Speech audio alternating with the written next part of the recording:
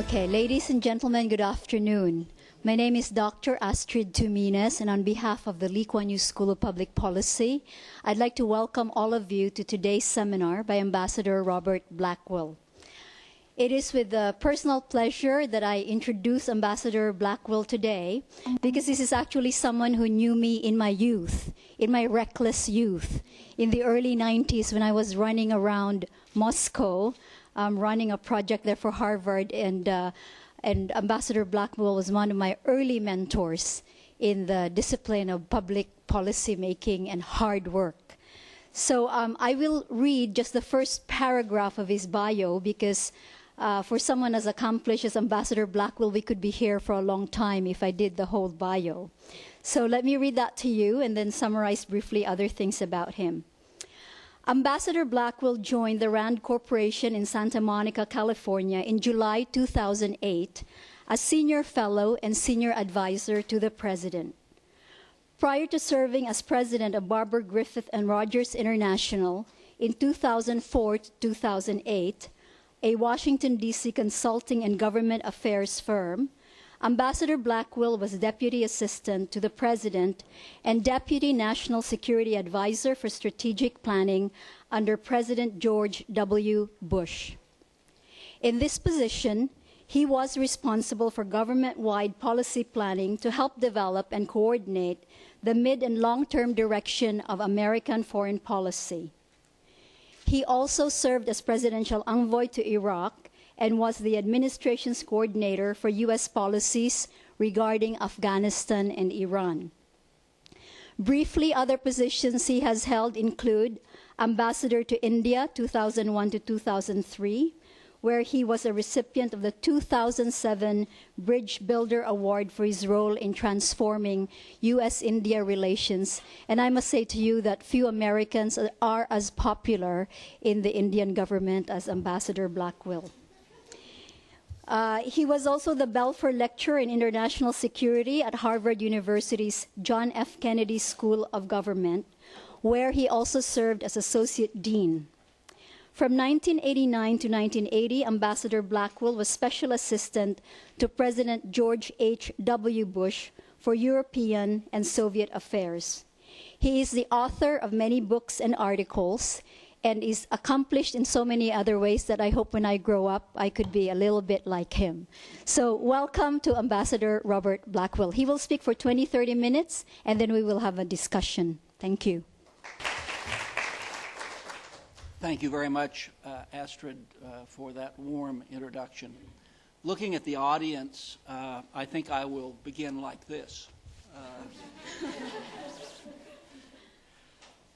It's a great pleasure to be here again in Singapore and at the school, which I have not visited before, and especially a school that bears the name of one of my heroes. I first met Lee Kuan Yew about 30 years ago, a little more, when I was working for Henry Kissinger. And it was notable because I got the impression that perhaps Lee Kuan Yew was the only person on Mother Earth that Kissinger thought might be as smart as he was. And I think Kissinger was right. And so it's been a great pleasure to and an admirably long time to watch Lee Kuan Yew in action. And I just say this much. It's very difficult to think of a nation builder in the last century as accomplished as Lee Kuan Yew. And it's equally hard to think of a geopolitical strategist in the last century as accomplished as Lee Kuan Yew. And it's impossible to think of an individual who is both other than Lee Kuan Yew. So it's a special pleasure to be here. My subject today is the geopolitical consequences of the global recession that we're all now going through. And I'll speak, as Astrid said, I'm not going to give a Fidel Castro speech here, so I'll do 20 to 30 minutes from a prepared text. This is about half of what I prepared for this occasion, and the entire speech will be on the school's website soon. If, as improbable as it may seem, you wish actually to hear more from me. So let me start, if I can. The Roman Cicero, always the strategist, notes that, quote, "The causes of events are ever more interesting than the elements themselves, the events themselves. So it is geopolitical causes and effects, geopolitical modifications that we are exploring this afternoon." And I want to stress this at the outset. We're exploring the question of whether there are, as a result of this global economic downturn, lasting structural alterations in the international system. We're not examining passing transitory events caused by the crisis. We're not addressing the longer-lasting economic consequences of the global downturn. It is geopolitics that we are concentrating on today. And by this, I mean the art and practice of the application of power by individual nations. The art and practice of the application of power by individual nations in the international domain, and use the term as did its originator, Rudolf Hegelian, a Swedish political scientist and strategist at the beginning of the 20th century. Now, the geopolitical consequences of the downturn, the slump, obviously depend to a crucial degree on how long this crisis lasts. So for our purposes, I'm going to posit, and this is pretty much conventional wisdom, that led by the United States, the global recession will end in a technical sense at the latest in the first half of 2010, at the latest. Obviously, if the recession lasts longer or spirals into a global recession, depression, then basic geopolitical adjustments become more likely. Now, to begin with, and I go into great detail in my longer version of this, if you think analytically about how might you know whether the current recession will cause geopolitical consequences, you might, and this would be a classic RAND approach, you might, and I think probably a classic approach of this school too, you might say to yourself, well, let's look at previous American recessions and see if they caused structural changes in the international system. Between 1945 and 2009, the National Bureau of Economic Research has identified 12 U.S. recessions. The average duration was 10 months. If one asks the question, as I just did any of these recessions since the end of World War II result in deep structural changes in the international order? My answer is no. Not as far as I can tell. In fact, it's the other way around. Geopolitical events sometimes caused recessions. For instance, the change of regime in Iran, which affected Iranian oil exports, the price of oil, and so forth. But as far as I can tell, in these dozen individual cases, in no event did those recessions cause geopolitical changes. Now, the reason that I'm addressing this today is that, as you'll see as I go through my presentation, I have a renegade view of this matter. DennisBlair, my good friend who's now the Director of National Intelligence in the United States and was in Singapore over the weekend for the IISS Singapore Government Conference, said in testimony a little while ago, quote, "The primary near-term security concern of the United States is the global economic crisis and its geopolitical implications." DennisBlair's preoccupation in that regard has been reflected in a flood of recent articles on the subject. If you Google it, you'll find many. And most of those articles, the great majority of them, predict enduring dire consequences of the recession on the international system. Okay, well, what do we know so far about the recession? It has caused the fall of governments. Iceland, Latvia, Estonia, Hungary, the Czech Republic, more to come. You might say it caused the fall of a government in the United States, too, even, or at least made it more likely. It will lead, this recession, to more poverty, more disease, more crime, more migration across borders, and more third world military conflict. It will trigger street violence in numerous countries. This has already occurred in Greece, China, Haiti, Latvia, Bolivia, Bulgaria, Russia, Italy, Iceland, Lithuania, and so forth.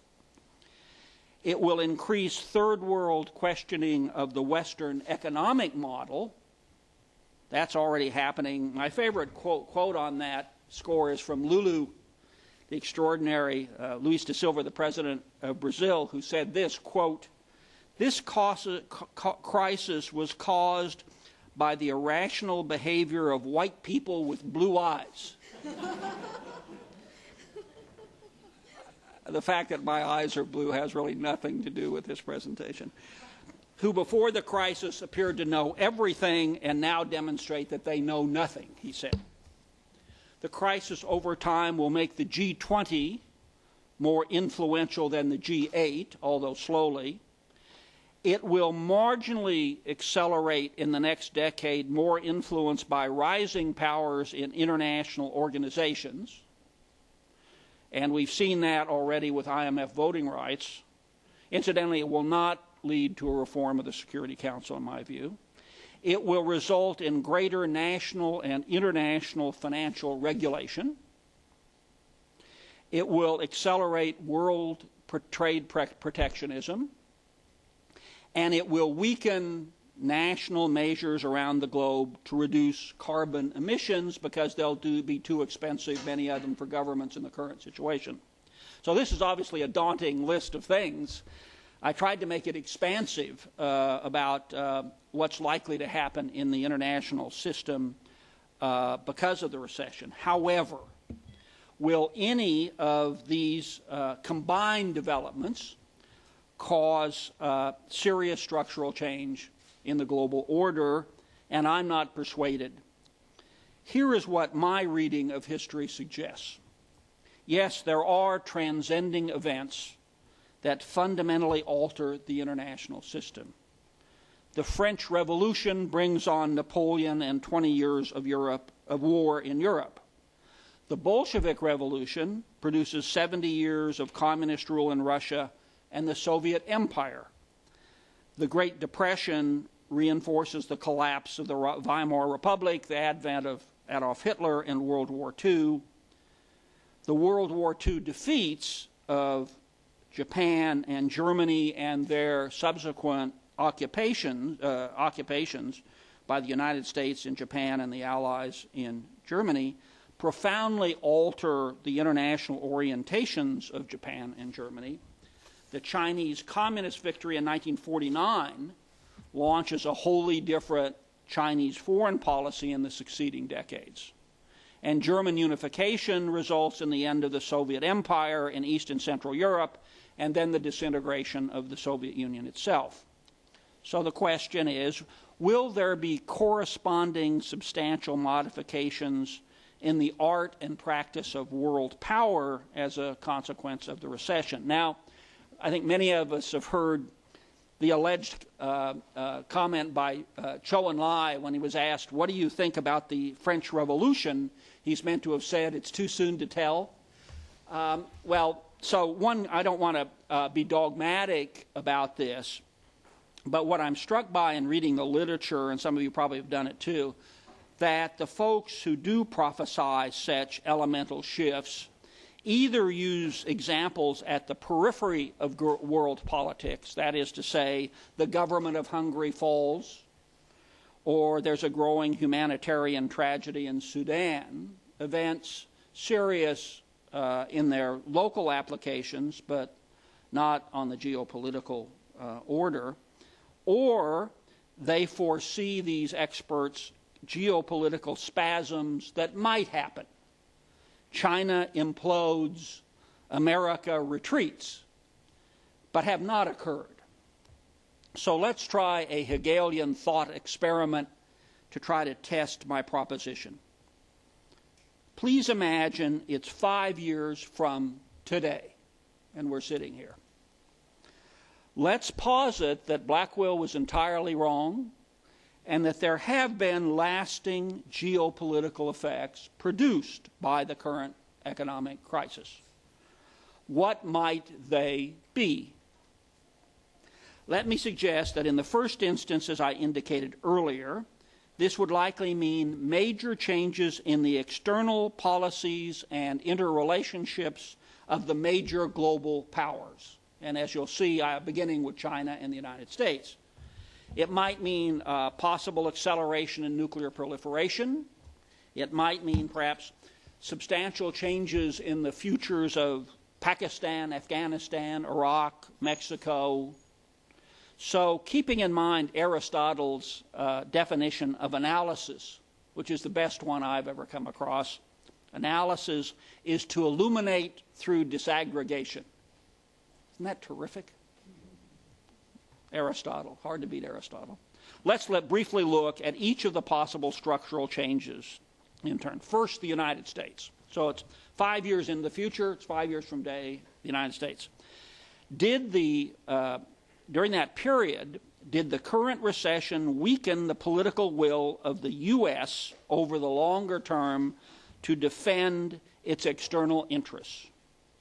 Many analysts are already answering that question in the affirmative. I even saw it in the Straits Times over the weekend, the elegant retreat of the United States and so forth.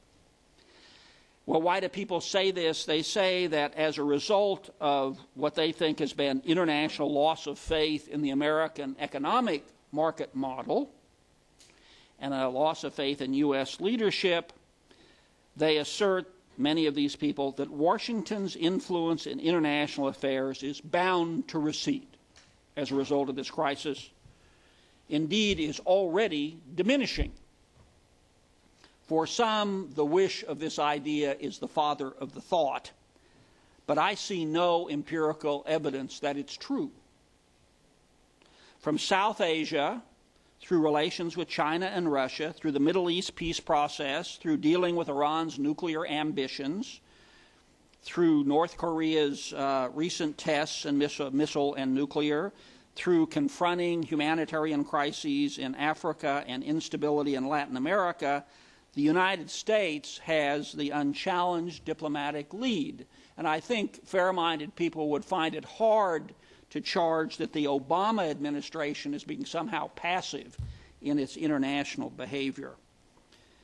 Now, why is it then that critics assert that this decline? And I think one reason is that at least some, both in the United States and abroad, underestimate the existential resilience of the United States.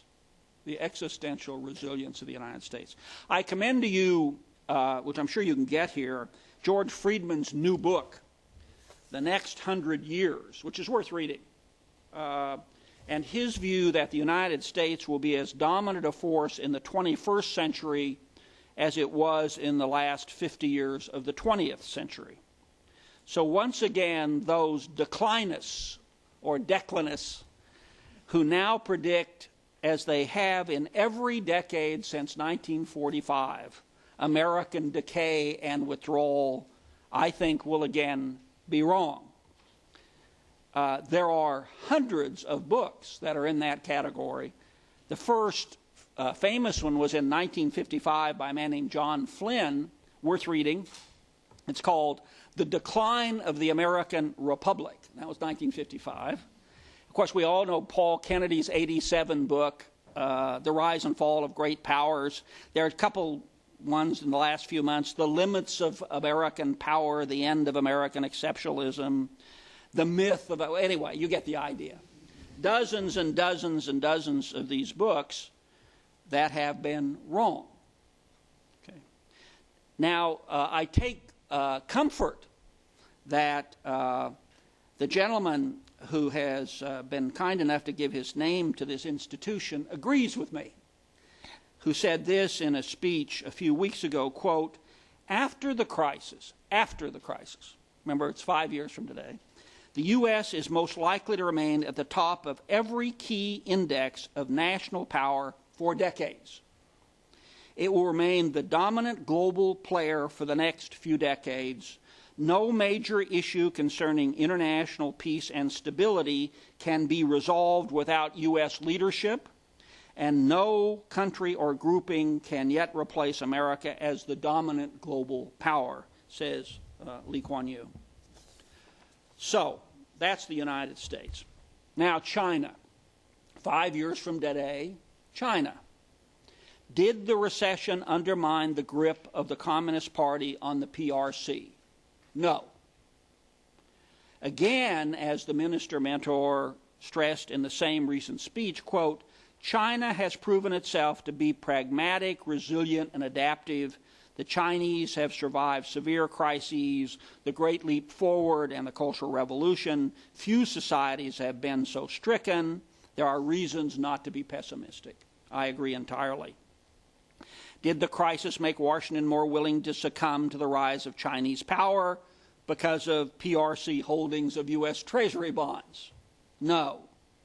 Did it alter China's basic external direction? No. Did it, 5 years from today, cause an alteration in China's current effort to undermine the U.S. alliance system in Asia? No, they'll continue to try to do that. And did it cause the essence of Asian security to transform? No. Now, so I think the structure of Asian relations and China remains pretty much as it is now. Well, what about a switching of the guard, you might say, in international leadership from the United States to China, with China becoming the dominant superpower it was 500 years ago or so?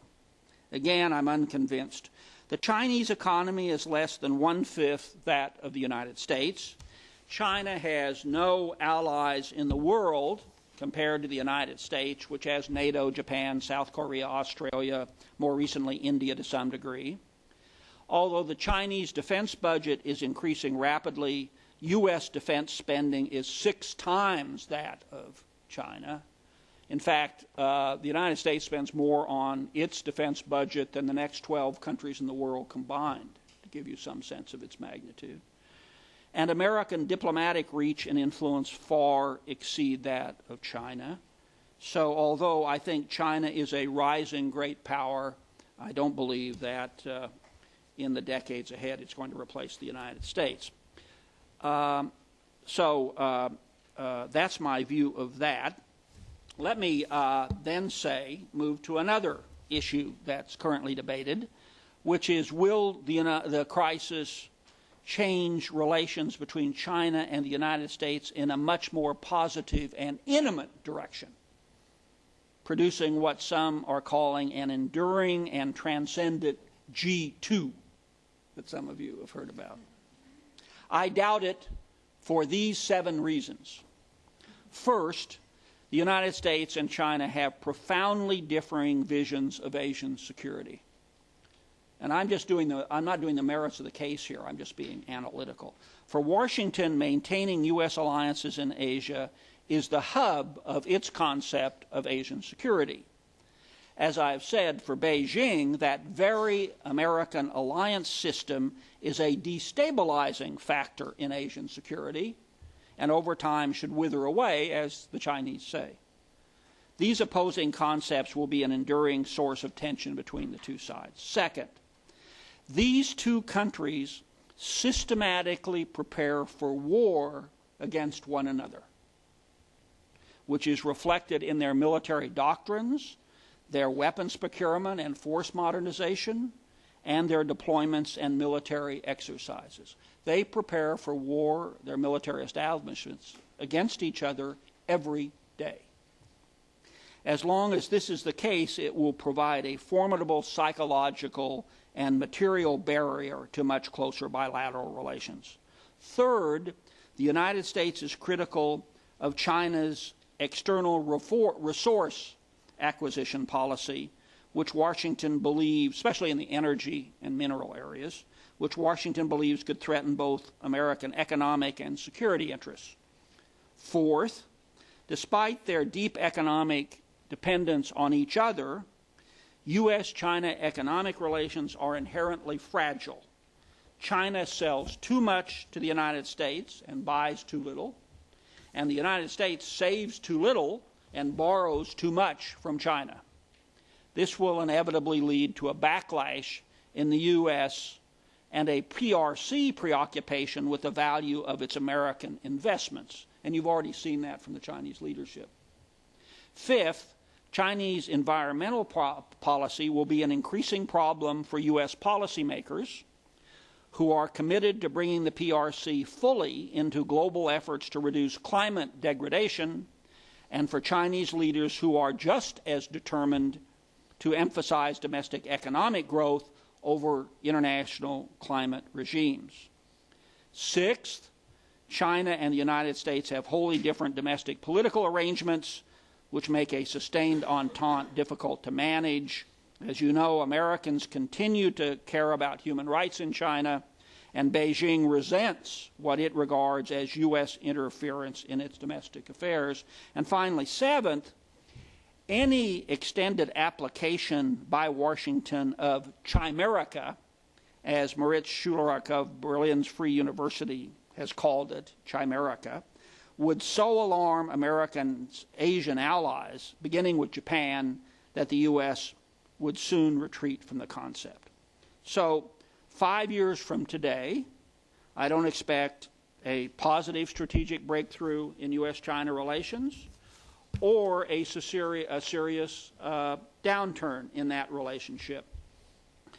I think in 5 years, the U.S.-China relationship will look pretty much as it does today. Part cooperation, part competition, part suspicion, unaffected by today's economic time of troubles.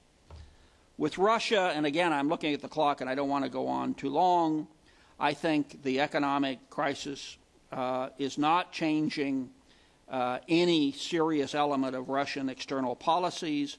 Indeed, I think the Russian preoccupation today with its external relations is consistent with Peter the Great and Catherine. That is to say, to resurrect Russia's standing as a great power, to establish Russia's primary influence over its neighborhood, to resist Western efforts to extend influence into the space of the former Soviet Union, to revive Russia's military might and power projection, and so forth. In other words, foreign policy principles that have existed in Russia for centuries. Now, moving more quickly and heading for the finish line and going around the world, did the economic slump lead to strategic amendments 5 years from today in the way Japan sees the world? No. Did it slow the pace of India's emergence as a rising great power? No. Did it alter Iran's determination to acquire nuclear weapons? No. Did it slow or accelerate the moderate Arab states' intent to move along the nuclear path? No. Did it affect North Korea's behavior? No. Did it weaken political reconciliation in Iraq? No. Did it slow the Middle East peace process? No. Did it affect the enormous internal and international challenges associated with the growth of jihadism in Pakistan? No. Did it affect the future of Afghanistan? No. Did it change in any major way the future of the Mexican state? No. Did it affect European external policies? No. So, let me be clear, there will be major challenges in the international system in the next 5 years. In fact, I think it'll be the most dangerous period since before the 1973 Middle East War, but I don't think that's because of the global economic downturn. Now, as I draw to a close, let me address another point. Some argue that even though geopolitical changes resulting from the current global recession are not yet apparent, they are occurring beneath the surface of the international system and will become manifest in the years to come. In short, causality, not now perceptible, will become so. I find this is a difficult argument to rebut. I know of no other analytical method in addressing such an assertion than to ask for tangible evidence that demonstrates that it is so. In short, A, B, and C are shown to have occurred, thus substantiating the contention. One could then examine that postulated evidence and come to a judgment regarding its validity. To instead contend that even though no such evidence can be adduced, the assertion is nevertheless true, seems to me more in the realm of religious conviction than serious analysis. I'm a movie fanatic, and I don't know if any of you have seen the movie Harvey. It's a great classic James Stewart movie in which James Stewart is plagued by and kept company by an invisible rabbit that only he can see. Well, I think that's the brunt of the argument of these people. They all have invisible rabbits that no one can see. Now, George Marshall, the magisterial American soldier statesman, often after saying something with as much certitude as I have, would turn to his closest colleagues and say, "Why might I be wrong?" Which, of course, is a great question always to ask, and at least American policymakers don't ask it as often as they should. Why might I be wrong? Okay, well, first, as I've said before, if the global economic recession extends or turns into a depression, then I think the geopolitical changes would become much more likely. That is to say, would China maintain internal stability in a situation of a real global depression? Would the United States continue its international vocation in such a situation, and so forth? So the first issue is that. The second is the effect of the massive public debt in the United States, which we are accumulating, on our external relations and power projection. That's a very hard one to get at analytically, but I did want to mention it. Third, maybe I'm wrong. Maybe the Chinese Communist Party's grip on China is more fragile than I think it is. I don't think it's fragile at all.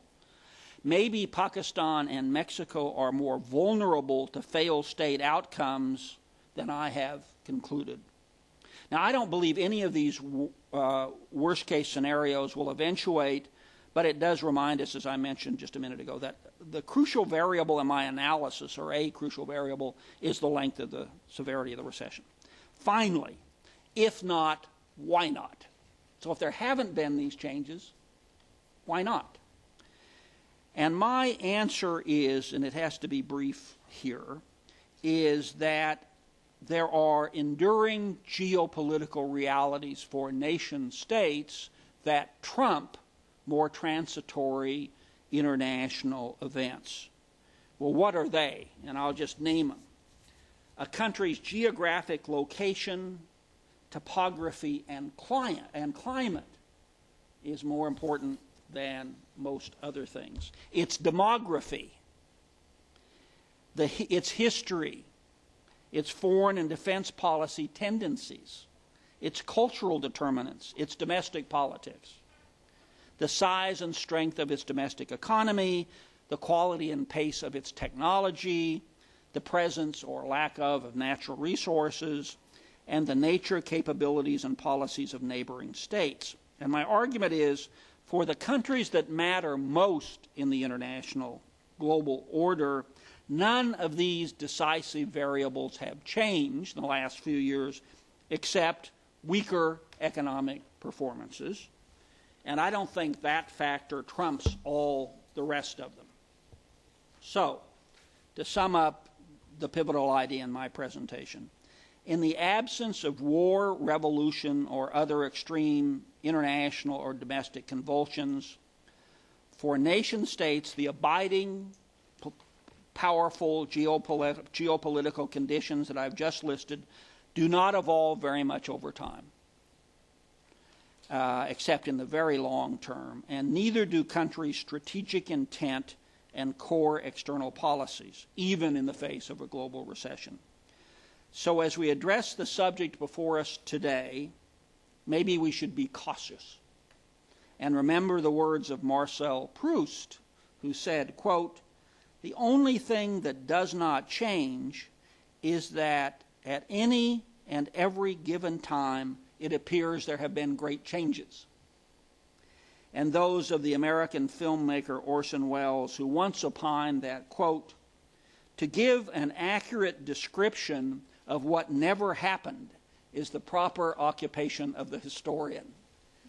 So, with those comments, I look forward to your questions and your contentions. Thank you very much.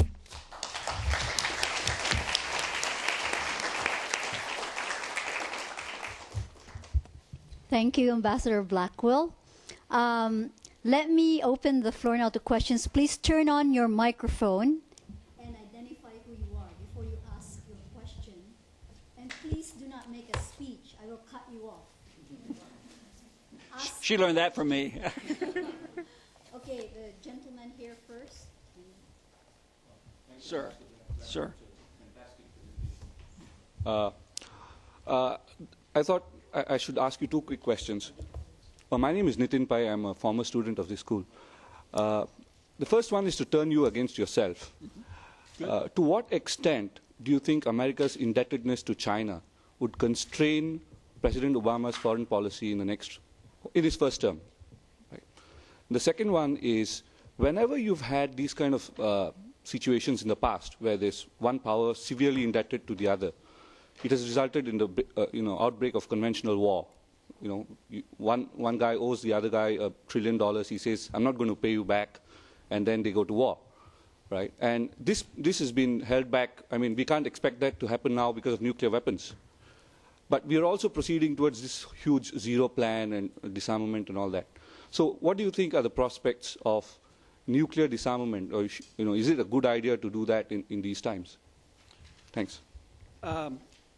Okay. The first is, what effect will this indebtedness have on Obama foreign policy in the next 5 years? It has an effect on the superficialities of the policy. You notice Secretary Clinton goes to Beijing and says the U.S.-China relations is the most important bilateral relationship in the world, and I think that's associated with the preoccupation, rightful preoccupation in Washington of Chinese economic policy and the debt. But I don't believe it will change anything substantial in the policy. Partly, I think that's the case because I think U.S.-China relations are likely to be quite stable in the period ahead. I think to test the proposition, you'd have to say, well, this crisis is occurring, or this serious difference between the two. Does the Chinese holding of these bonds affect American behavior?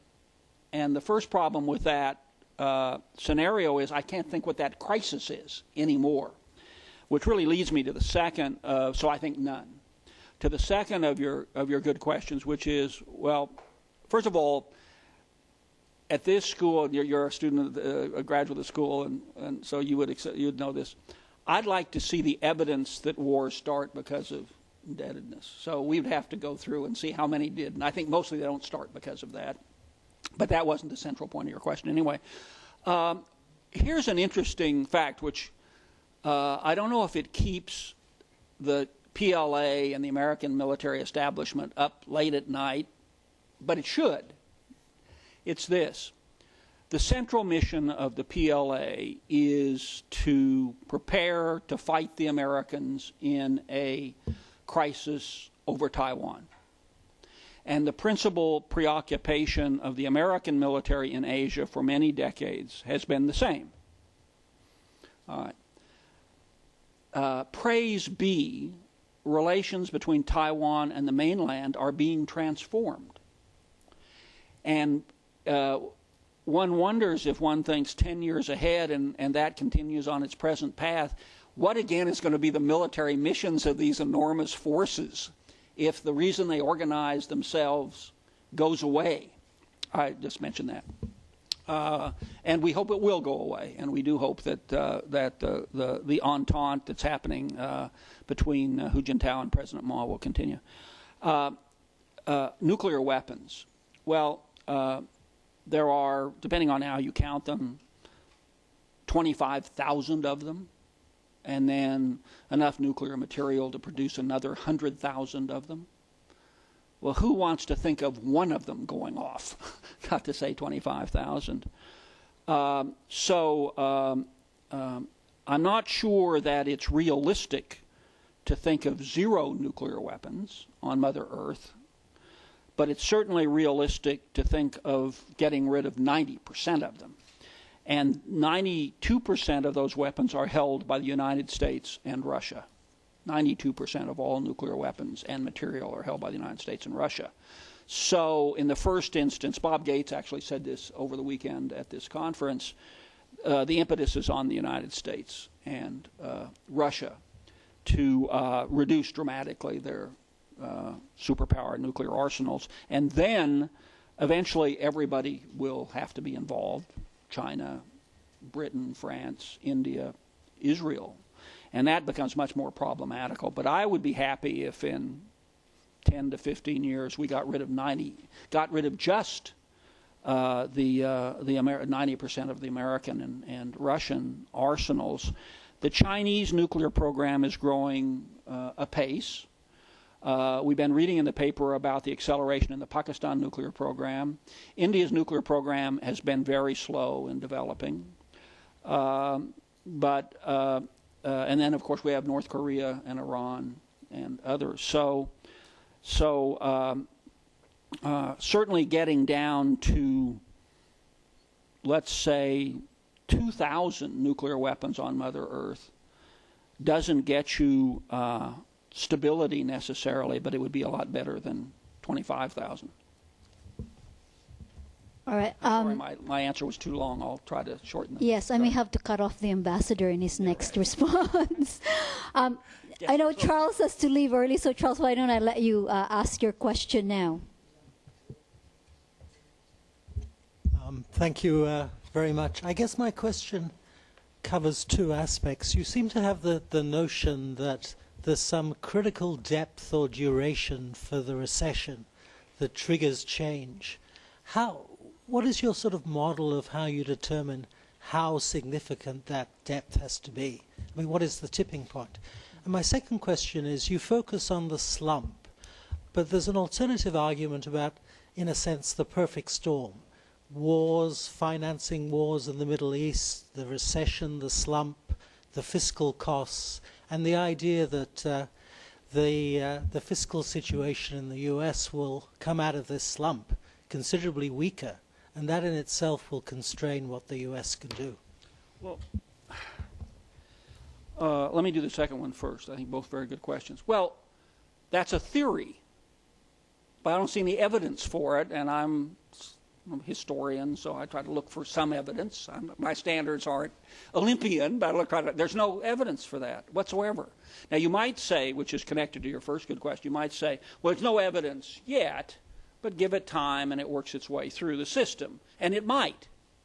And if I start seeing that happening, then I'll say, well, are the antecedents for that this recession, or is it something else?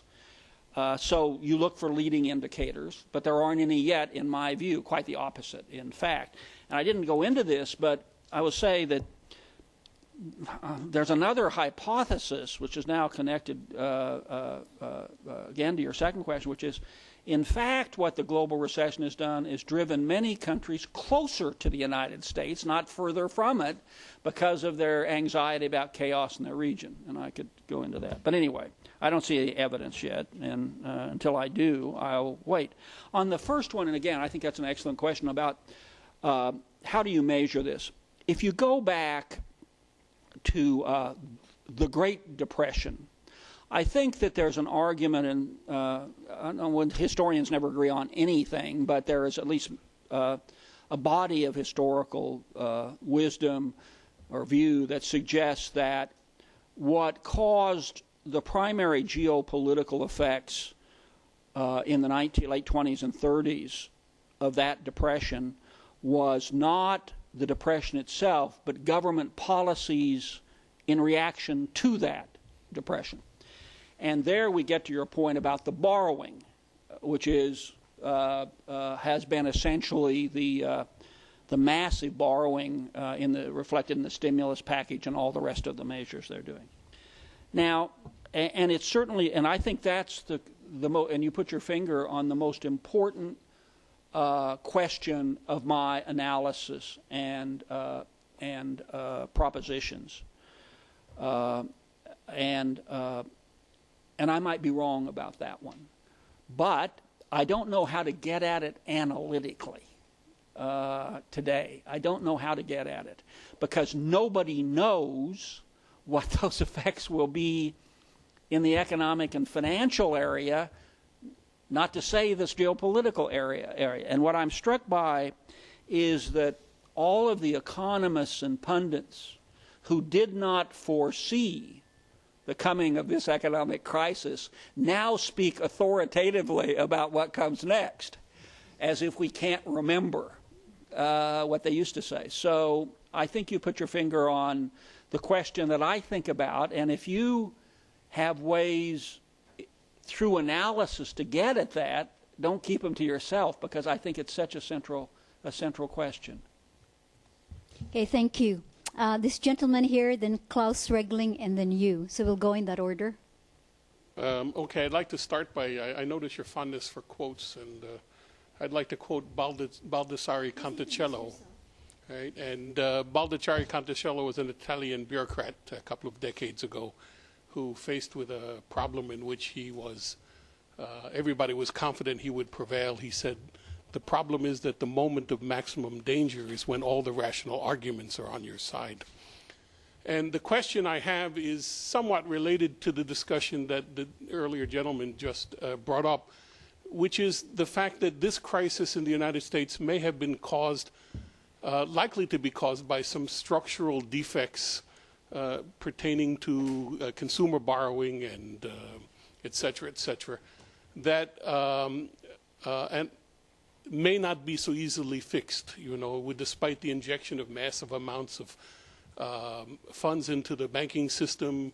Credit is not reappearing meaningfully in many areas of the economy, et cetera. And I know you're not an economist, which is a plus in my view. They actually seem to have a predictive advantage of less than random. I was wondering what happens if, unlike other recessions, the United States doesn't recover strongly for a long time, and what would be the long-term implications of that? Could you also say who you are? We're recording. I'm sorry, my name is Mark Gordon, and though it may look improbable, I am a Singaporean.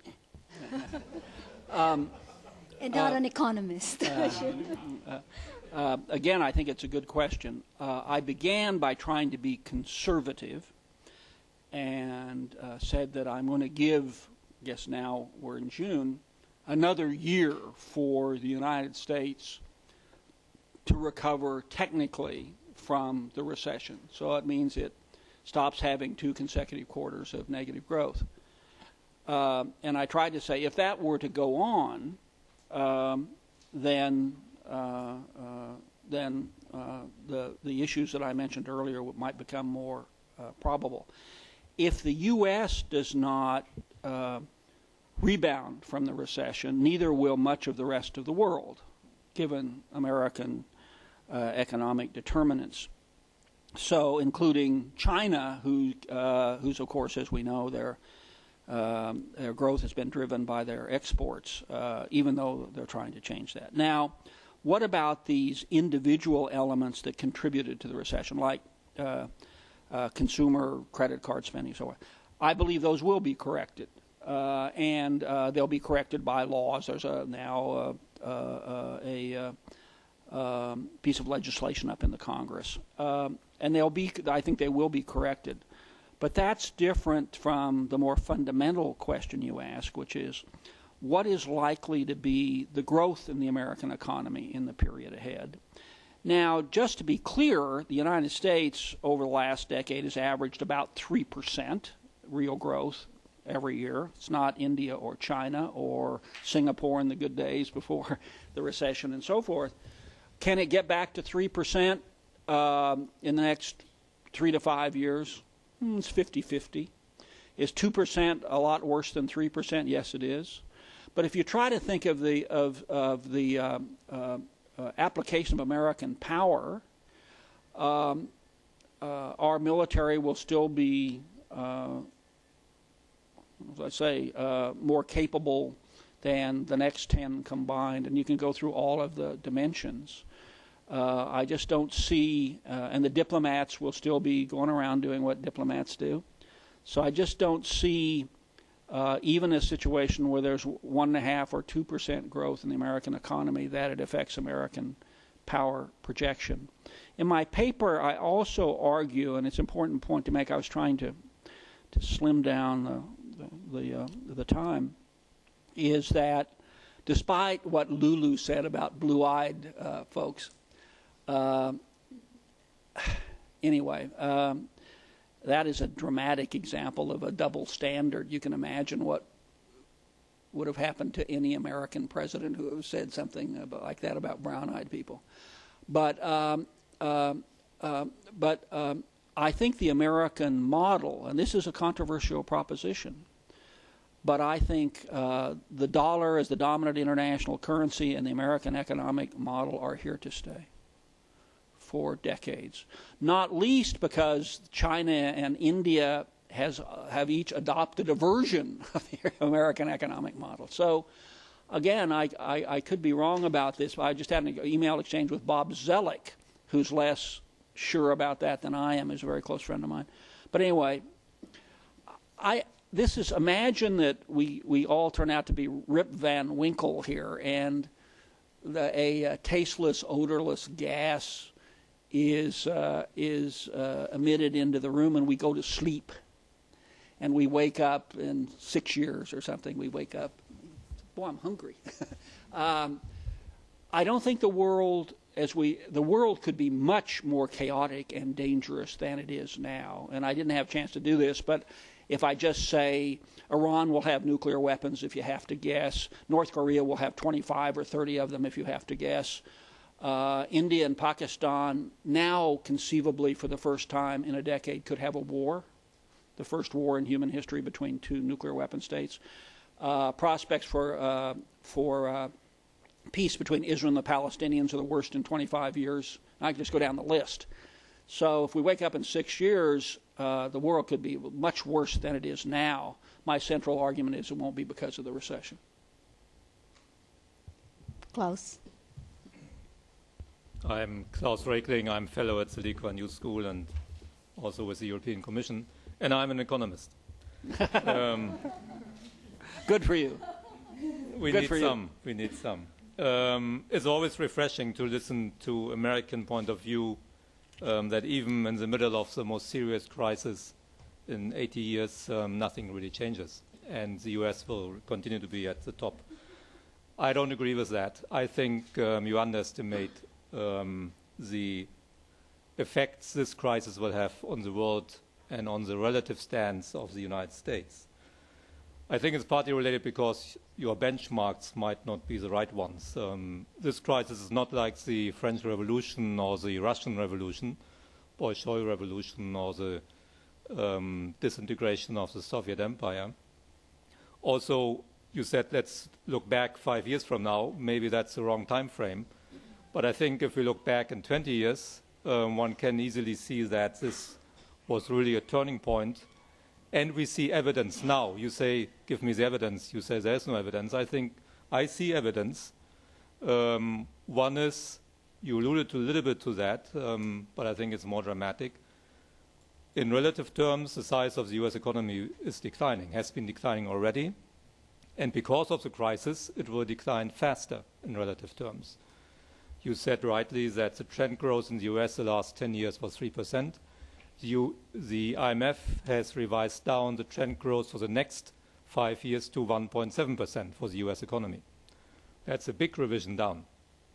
And we all know that in the end, not after 5 years, but after some decades, military power comes from economic power. It has to be financed, and there will be less. So not the next 5 years. So Lee Kuan Yew, of course, is right. For the next decades, the US will be, as a single nation, at the top of the list, but in relative terms, it will decline. We see other evidence that the power is declining because of the crisis. The G20, you mentioned it, is replacing the G8. Without the crisis, there would not have been a G20 summit. We have had now two. It's the crisis, and the G20 involves all the emerging market economies. Also, we see other evidence. Last week, China and Brazil agreed to have part of their trade denominated in their own currencies and not in the US dollar. It's a long way to go, but it's a signal. We know that the BRICS, that's Brazil, Russia, India, and China, will meet in Russia next month for their second summit. I don't think this would have happened without the crisis, where they will take up this Brazilian-Chinese agreement and begin to discuss. It will take many years to come to solutions, how to become less dependent on the US dollar. I think regional integration in Asia is being pushed forward because of the crisis. We had the first summit of Japan, China, Korea ever last December. I don't think it would have happened without the crisis. So I see evidence. And on top of that, I don't agree with you that the US economic social model is not being questioned. It's questioned everywhere around the world. It will change. The US focus on short-termism in financial markets, on the environment, will not be accepted by the rest of the world any longer. People are moving forward. Luckily, President Obama is supporting some of this, but I think he was probably elected because of the crisis also. So without the crisis, he wouldn't have been elected, and the US would not move with the rest of the world to change the US economic and social model. So I think, looking back in 2 decades, this is a real turning point.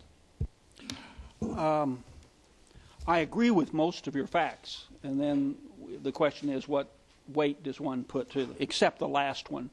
When the crisis began, Obama was up 14 points. He was going to be president of the United States. So, except for that one, which was, you just said in passing. But okay, I didn't say, just to be clear, that the American economic model is not being questioned. It is, as you say, being questioned. I tried to answer a different question, which was, will that questioning produce substantial changes with respect to the free market model? And I believe the answer is no. And the problem here, as I say, with the rest of your facts, I think unsurprisingly, your facts are right. I'll just say this. The American share of the international economy, in 1948, it was 50%. It's now 23.5%. Does anybody think American power is less than it was in 1948 when it brought the troops home from Europe? And the United States, I mean, it's still a quarter of the world economy and will be for the foreseeable future, which is plenty of resources to affect American diplomatic and military activism. So it is losing its percentage very slowly, its percentage share of the international economy. By the way, it's losing it because of the growth in wealth in the world, which is a good thing, not a bad thing. So on the G20, well, the G20 didn't agree to anything. I mean, unless you're Gordon Brown, I don't think anybody would say, well, maybe Merkel would say so too, because they would say, because I worked at the White House 4 times, and you always say, oh, this was a terrific meeting, but they didn't agree to anything. And I regret that, and I think it'll come back to be a problem later. But I did say over time, slowly, the G20, well, as you know, since you're an economist, the G5 finance ministers are what really matter, and we ought to get China into that and India into the G6, not the G20, because the G20 is a dinner party in which you ask yourself, how did those other 12 countries get invited? But I do agree, I wanted to agree with you that this has produced a realization, not yet operational, but one hopes it will be, of the importance of especially China and India. BRIC, I mean, again, I think it's a figment of an acronymic imagination. These countries have almost nothing in common. China and India are competitors. Brazil's a long way away, and Russia's essentially a 2-resource country. So they were not going to do anything serious, in my opinion, to affect the model. And then finally, China, Korea, Japan. Again, that happened, and again, I think that myself is a good thing. It's a good thing, but it doesn't challenge the geopolitical alliance system of the United States and Asia. I think the United States should applaud that kind of meeting. So here's the issue. It's a matter of judgment, which at the Kennedy School we could never figure out how to teach. Maybe you can teach it here better, but we never could figure out how to teach either judgment or wisdom. Students kept asking for, where's the course on wisdom? We didn't have that. And Bill Buckley once famously said that he would prefer to be governed by the first 100 names in the New Haven phone book than by the faculty at Yale. So we can't teach that. It's a matter of how much weight you put on these individual matters that you properly raised. I don't put much weight on them, but I could be wrong. But I'm looking for something more consequential than meetings. I'm looking for agreements which challenge the international order, the structure of the international order. And I haven't seen them yet. And some of the trends that you mentioned may grow into those, and one really needs to be attentive about it. I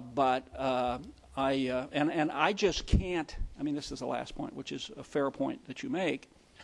The long run. Keynes famously said that in the long run we'll all be dead.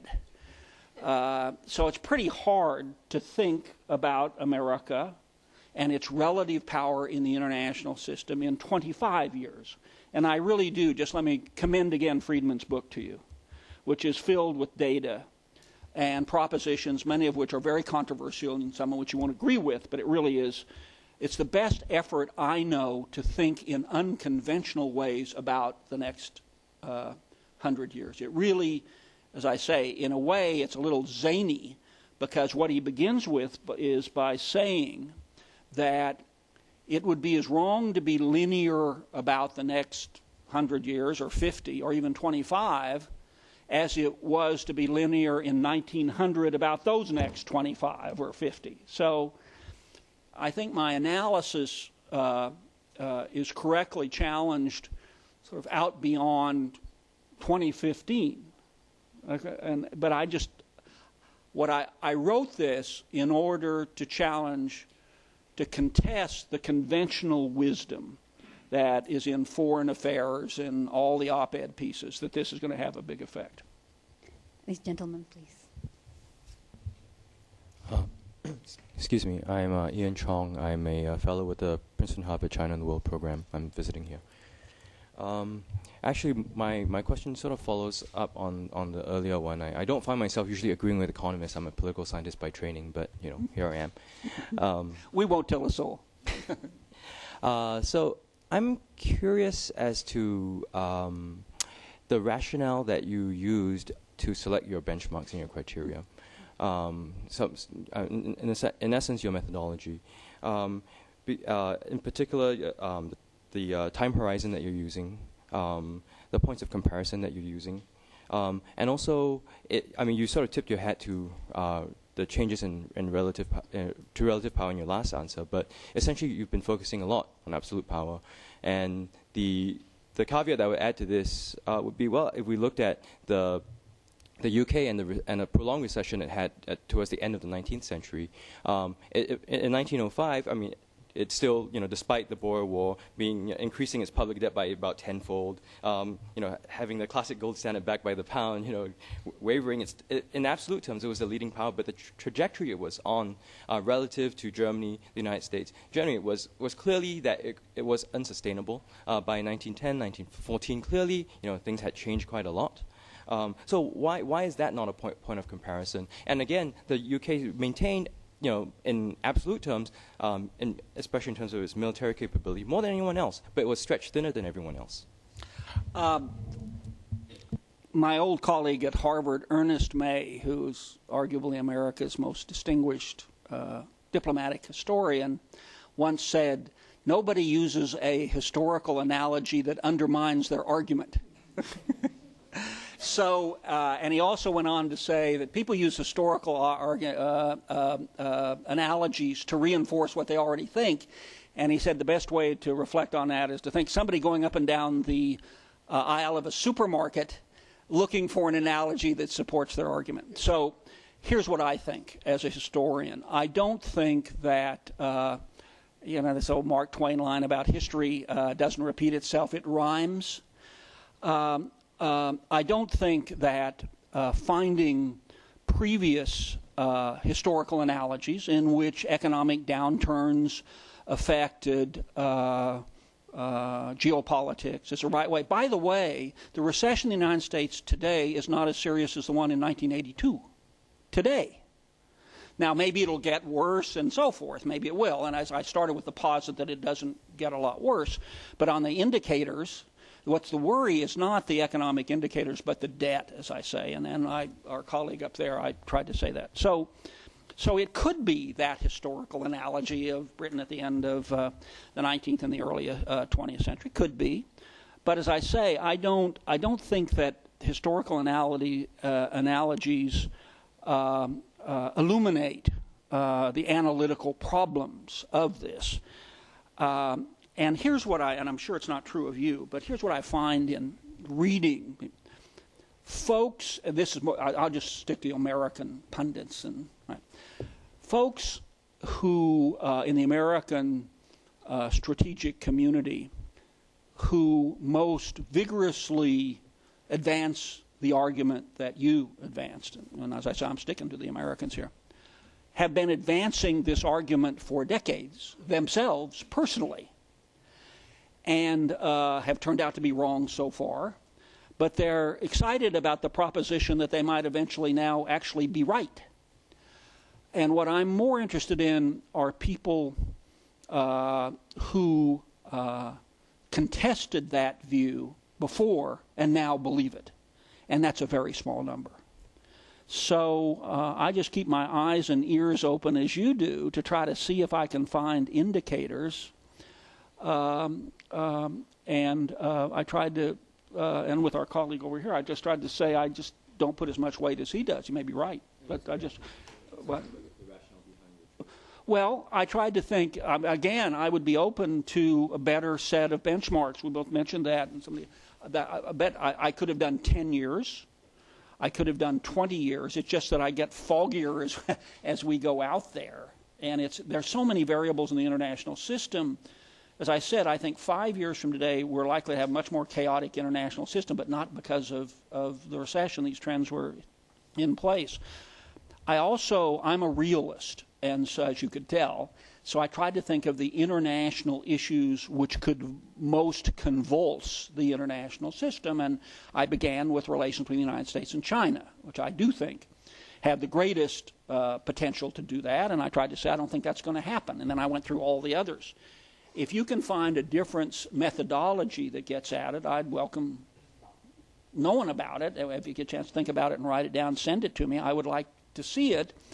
But what I will resist is the mystical proposition that I think this is going to happen, but I can't see it or explain it or persuade you that it's happening. That one I will resist. But if you have a better methodology, I'd be very interested in thinking about it.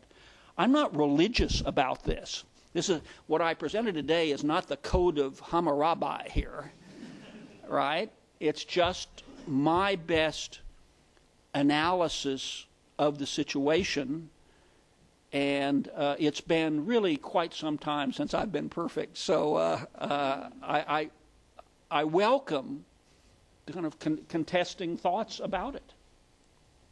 Okay, we will not have time to get to all the questions, unfortunately. I'll get shorter answers. So since we haven't had a single woman ask a question, I will have you jump the line. And it's very short. Question, 30 seconds, ask your question. Yeah, I'll do shorter. I'll do short answers. Give Ambassador Blackwill the last word. I apologize to those that I couldn't accommodate. Unfortunately, Ambassador Blackwill has a flight to catch. It's a very short question. Hi. So my question is very simple. What about South America? What about South America? I just have a quick question. I'm quite surprised at your proposition. It's just that with the Chinese playing with the UN, the China being more dominant on the international stage, showing itself closer with the G20 and especially ASEAN recently, then how can you actually discount China's geopolitical influence in the next 5 years? Won't it increase over the next 5 years with the US economy right now? Should I answer these two, Astrid? Okay, South America won't have a major effect on international geopolitics except in resources and what happens to energy exports. I don't think that South America in the past, if you think geopolitically, was an issue, at least in some period of contestation between the United States and the Soviet Union. I don't think that's true anymore. So what matters in South America will mostly matter to South Americans, except Mexico. And that's directly affected by the fact it's America's neighbor. If Mexico really does start to crumble, America's capacity to act vigorously in the world will be grandly diminished because it will be so preoccupied with its neighborhood. So that's the big variable. On China, well, again, you can look at the whole paper, but one of the things I argue in the paper at length is one of the reasons that China's, I would put it like this, China's geopolitical influence could be greater than it now is if the government in Beijing so chose. But it doesn't choose that for two reasons. One, it doesn't want to animate opposition to that geopolitical reach by alarming people in Asia. But second, and more important, it wants to concentrate on its domestic challenges that were mentioned here. And so one of the reasons I don't, in addition to the placidity that's now across the straits, the Taiwan Straits, I think U.S.-China relations will be stable and not intimate, but basically positive, is that China wants to concentrate on its domestic challenges for the foreseeable future, for years, decades. And the United States, given especially the two wars it's fighting, and neither one is going very well, the last thing it needs is a confrontation with China. So I think that will. Let me, and I'm going to close here because I do have to run to the airport. But let me say this: back to U.S.-China relations. The challenge there is whether these two countries, which I do believe are the two most important countries now geopolitically, can find a way to do more than awkwardly get along, which is what they're doing now. they're awkwardly getting along. And I was in Beijing fairly recently for the 30th anniversary of the establishment of U.S.-China diplomatic relations. So I was there with Jimmy Carter and Kissinger and Brzezinski, Brent Scowcroft. And in a way, if you came from the planet Zarkon and you looked at the dramatic change in U.S.-China relations after the Nixon visit associated with Deng Xiaoping, Zhou Enlai, then Deng Xiaoping, you would say it's really been slow since then. Really has. And I don't know if the two sides have enough statesmanship in them in the next decade to do better.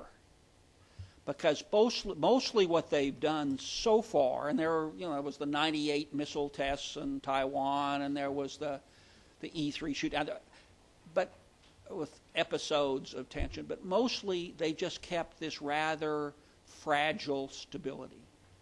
Can they do better than that? And I gave you 7 reasons why I think they can't do better than that, but I hope I'm wrong, because if they could do better than that, it would have such a positive, stabilizing impact on the international system, if they could do better than that. But I'm not in government anymore. I'm not at the White House, so I don't have to pretend that things are better than they are, which every White House chancery, prime minister have to do that. So anyway, I have to run. Thank you. I thought the questions were very challenging. As I say, Oscar Wilde once famously said, "I've told you more than I know." And I do think that some of the questions were in the spirit of that. But I'm interested in this subject, as I said, to contest the conventional wisdom. But I think it does concentrate our minds, especially here in Singapore, on the future of the U.S.-China relationship and how crucial it is. And I could be wrong in my rather confident assertion about the stability of the U.S.-China relationship. And if I'm wrong about that, that would really be bad for everybody, beginning for the United States and China. So I appreciate your questions. Thank you. I look forward to coming to this school again now that I've broken through, and take care. Thank you very much, Ambassador Blackwill.